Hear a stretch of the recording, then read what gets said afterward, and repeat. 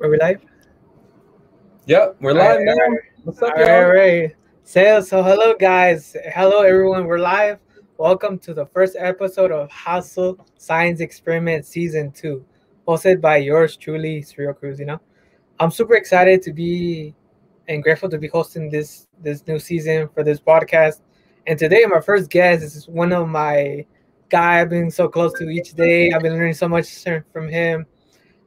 He's the founder of the show, Elias Bernardo. And let's welcome Elias Bernardo with a big round of applause, guys. This guy is someone I admire so much, I respect because, oh my gosh, he's just so Benjalud. knowledgeable. Benjalud, though. Elias Benjalud. Just Benjalou is his name. Sorry, I messed up in the last name, but let's welcome him guys in and let's have an awesome show. Oh, yeah, Surreal. I appreciate you, man. I know you've been learning a lot. I appreciate all the hard work and hustle that you've been putting into this. So, yeah, let's dive in, man. I'm here. You got the next 30 minutes. Ask me anything you want. All right, so man, the first question, man, I know you're a huge tech and you're the owner of a tech star company. Tell me what is the one thing, I mean, we're gonna start with the what's the business lesson that you have learned from building several companies? I know you have done several companies, and what's the thing that keeps you driving more and more and rebuilding it again to be where you're at?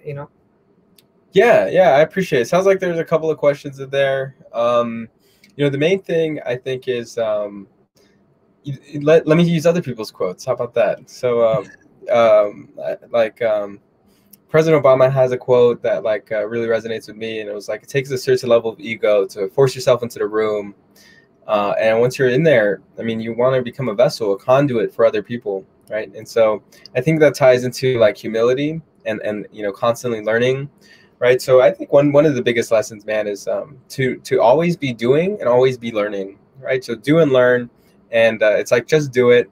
Don't get held up by analysis paralysis, right?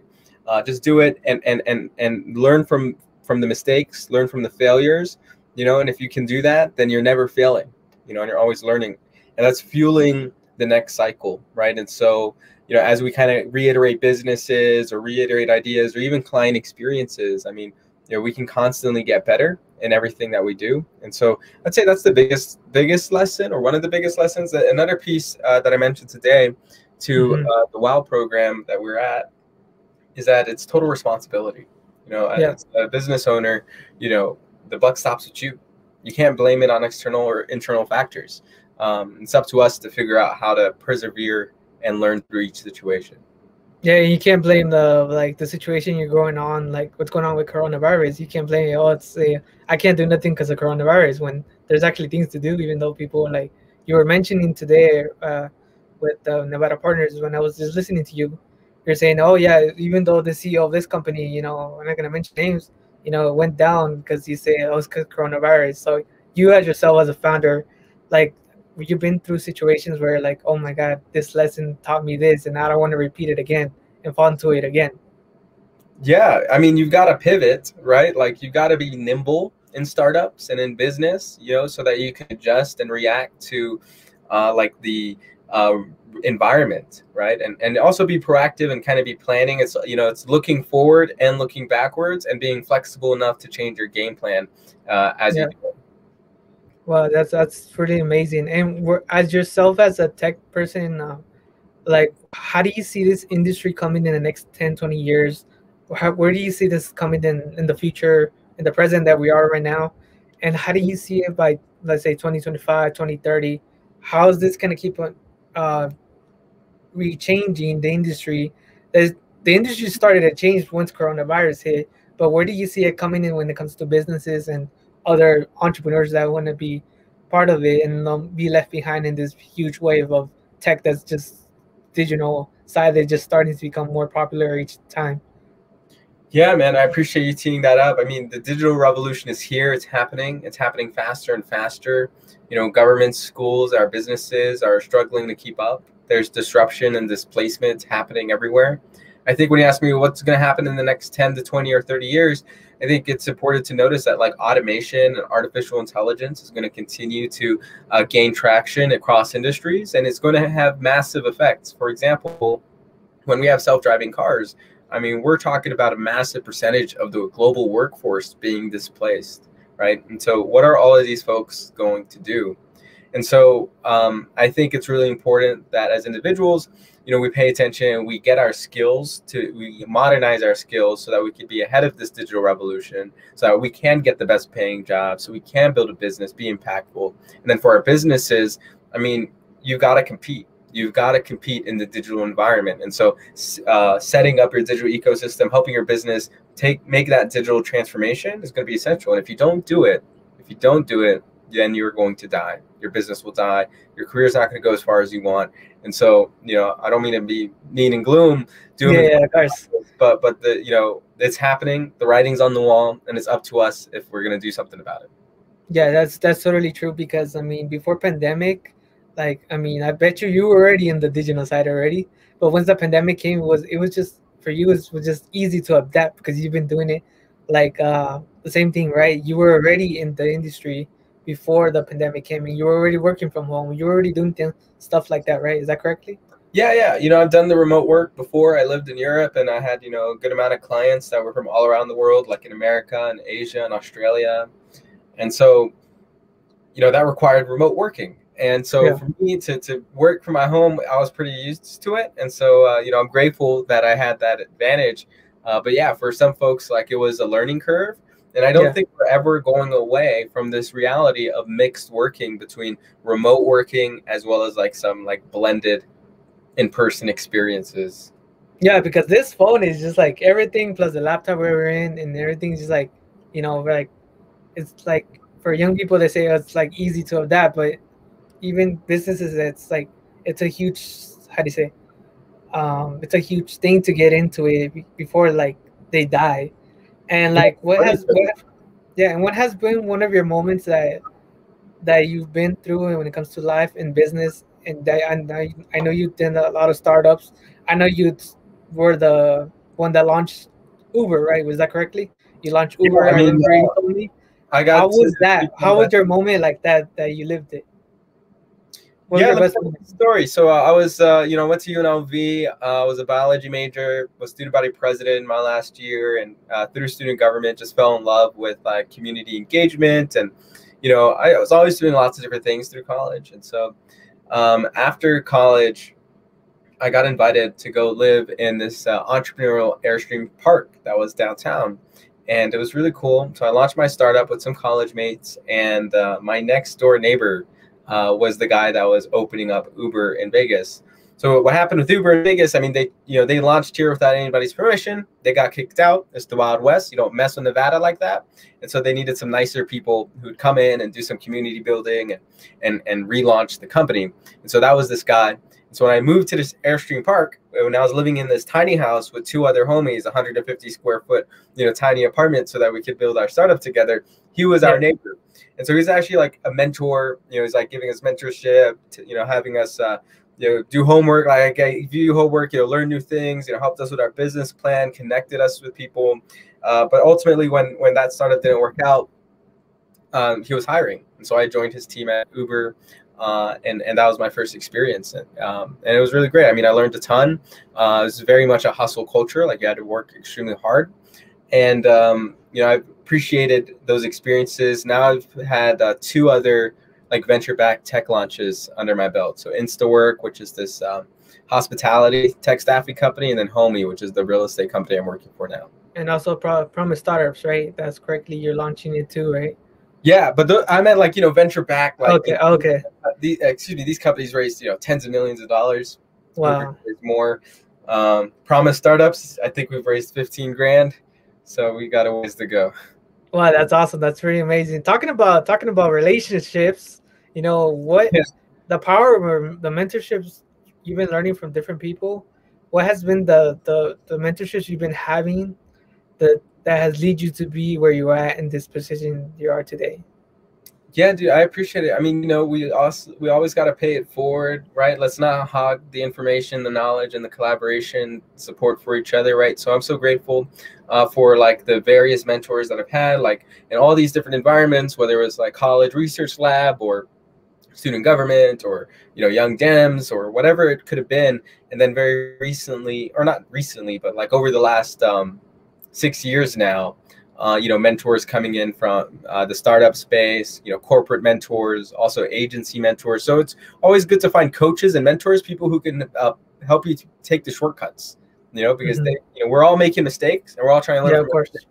But I mean, if you can just tap in with the right group of people and learn from their mistakes, and just it could totally accelerate your career path or your business. And so I'm grateful for the mentors that I've had. And in terms of like as being a mentee, getting mentorship, I'd say you want to always find ways to bring value into people's lives, right? You can always learn from everybody, and so the goal is like bring value to people's lives. How can you make your boss's job easier? How can you sometimes you might need to hire a coach, like that could cost several $1,000s, but it is worth it if you're hiring somebody who's built, an agency, a multi-million-dollar agency. If that's what you want to do, then they have the shortcuts and they can just show you how to do it, as opposed to you running in circles and not getting it done. No, yeah, of course, that's totally correctly, because like sometimes, like maybe sometimes you have, I don't know if you made mistakes when it comes to partnerships, like Oh, definitely, yeah. in the past maybe you done, and you learn from it, and you're like, okay, now I'm not gonna make this mistake doing this partnership with this person, because at the end he's gonna, you don't want you to mess him mess up your name because you did the partnership and you bring in clients, So like Yeah. through your experiences, you have learned from mentorships from people that you want to get to. You want the results, same results as the same people. So you hang out with the same people that'll give you the results you want, and that's right. That's right, but I'm going to add another layer to it, because it's not just about the results, because the results can sometimes be flashy depending on what kind of results you're looking for, right? Yeah. I think one thing that is the same, I think about whenever it comes to partnerships, when it comes to hiring, when it comes to clients, when it comes to anything that has to deal with other people, what I always do my best to lead with is, what is our mission? Like, what is our mission? What is the thing that is driving us to accomplish what we want to accomplish? What is our audacious vision?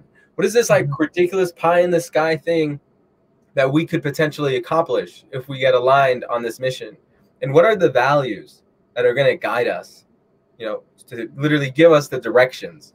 And so when you have these things in place, your mission, your vision, and your values, it's a matter of like making sure that folks on your team are aligned. Like, part of the reason why, we're working so well together so far is like, you believe in the mission, you believe in the vision, and we share these values. And so, we could sweat the small stuff, like, and if we're able to sweat the small stuff by prioritizing these other more important things, then I think like we are that much better set up for success.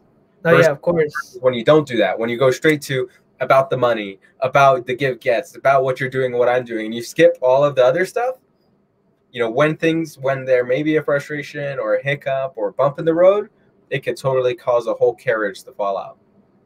Oh yeah, that's totally correctly, because I mean, I lived it myself, experienced it myself. So, and it hurts, yeah, because it totally hurts, because but that's the only way we can keep on learning and growing. And like it's crazy how, I mean, like I said, I've been so close to you, I've been learning so much from you. Like the knowledge, the experience you have is like something like, it's like I'm like shocked, because there's hardly people who are like you, and who are willing to show someone the path and showing you don't make this mistake. This is how to fix it. If you make a mistake, go this way. Don't watch out. Don't say this. Okay, this is how you're gonna do it. Don't get stressed. Oh, because this happened. But then maybe because the experience you've been through, and for me, it's something like I always like learning from people, because it's important for me, and I think that's the thing. I've been seeing that in you, and I see much respect for you. Like I have no idea. Like when you tell me this is how you do it. So it's something that man. No, I see you like as a brother mentor, because you were almost around the same age. So, but it's really awesome to learn from someone like through you. You've been featured in so many places I've seen on your background. It's crazy that you've been. I don't know, just really grateful. That's all I can say, bro. Hey man, me too, dude. I'm so grateful as well. And I like when I was in student government, man, and I was really involved in politics. That whole what is our mission and what are our values, like Mhm.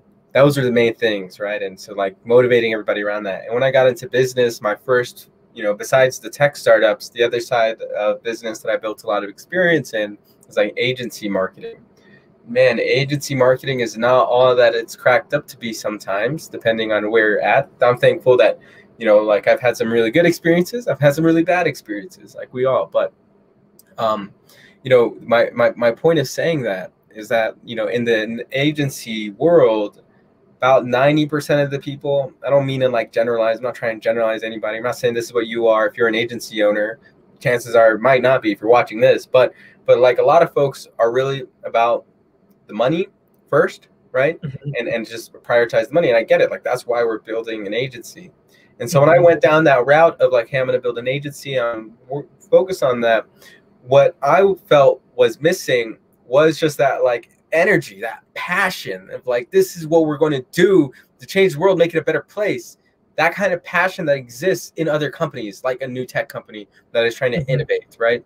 And so I feel like for me, I kind of lost it because I was like in student government and I was super passionate, and that passion brought people together. We had, hundreds of people come together to do things, Yeah. to work, to go protest, to do whatever it took to get it done. You had thousands of people signing petitions, like because there's the passion of we care about this.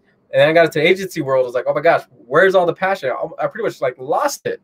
And I'm so grateful that through my work at Homey and also my work, especially with founding TechStart right now, that Mhm. there is so much passion there. And it's not just me, that passion for our mission of helping people get empowered by technology and not just disrupted by it is one that is shared by you. It's shared by our other teammates. It's shared by our clients. And I'm grateful for that because it's that type of passion, that type of alignment Hunger. towards our mission and the vision that we want to achieve that I think is going to take us so far. Yeah, that's totally true because like you have told me the vision of Techstart, and it's crazy because it's like, I mean, like you said it before, like a couple minutes ago, the tech world is just gonna keep on growing and more, and like it's important to like if your business is not on there, if you're an entrepreneur or you're or someone or a speaker or something, whatever industry you're in, it's important to get yourself out there to get attention, so people, but also people to know you through social media, because it's important to be there in this time more than ever. I think Yeah. I, I think it's something that years ago it was like it was kind of starting it, but now it's like more like if you're not on there, you're not like you're not on there. You got it's important, to be in there. And before closing, what I mean, I know people are gonna see the replay. So what do you think? What do you think? What advice would you give people, startups, or people who are just starting, or people that have been in business for lots of years, through your experience? What kind of advice or suggestions would you give people, or people who are going to be watching this replay? Uh, doesn't matter day, night, how many times they're going to watch it.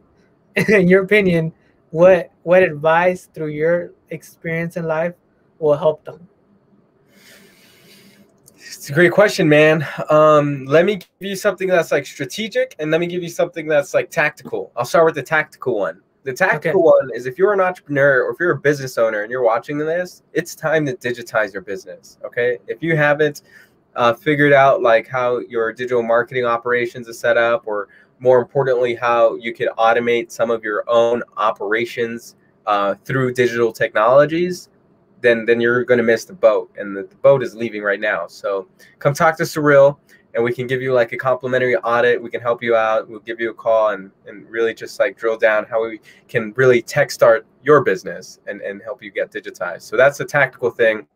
And then more of a strategic thing, have a vision, have a plan, and not one of those 5-year plans that says you have to do this by this exactly over the next 5 years, because it's so tough to control everything that's going to happen. But still have a plan. It doesn't need, not every single task needs to be written out in the 5-year plan, but you want to have like, what is your overall vision? What are the phases you're going to get through? You know, what are the milestones that you need to achieve to pace towards achieving this vision or bringing it to reality? And really, it's like a North Star, right? It's telling you, hey, we're going that way, so that you don't forget. Because, you know, if you are just so focused on the minutia of the business, you're just going to be, you know, running around like a chicken without a head, jamming, and not working towards what that greater vision is. And so that is my advice. You know, as somebody who's an entrepreneur, I still have so much to learn. I still have so much to do and discover for myself. And so I think we can all just continue paying it forward. There, I'll share one more thing. There's this a new show. It's called Undercover Billionaire. It's by I think Glenn Stearns and Grant Cardone too, right? Yeah, Grant Cardone was in season 2, but Glenn Stearns was in season 1. And he ended season 1 by saying something along the lines of, look, you don't have to wait till you're a billionaire to help. Everybody can help. Help with what you can now. Do what you can now. Help each other out. Let's lift each other up. Okay. And so that's kind of where I'm at. And that's why I'm like doing my best to do my part. And I just hope that we can continue to learn and grow together so that our part can be bigger as we do it. And a bigger impact in the society too. Yes, sir. Hey, man, can I ask you a question before you sign off? Yeah, for sure. What's a $1 million question? $2 million? Yeah. What is you know, we've been working together, I think now for a month straight or something, or a couple. Yeah. Close to it. But so, what's the top thing you feel like you've learned? One, it's important to like keep on learning new skills to offer to your clients and also give them the best service. That's one thing. It's so important that I've been learning, and also have the correct objects where you're heading, and also like the right path where you're gonna have your clients and give them the best so they can have results in their business.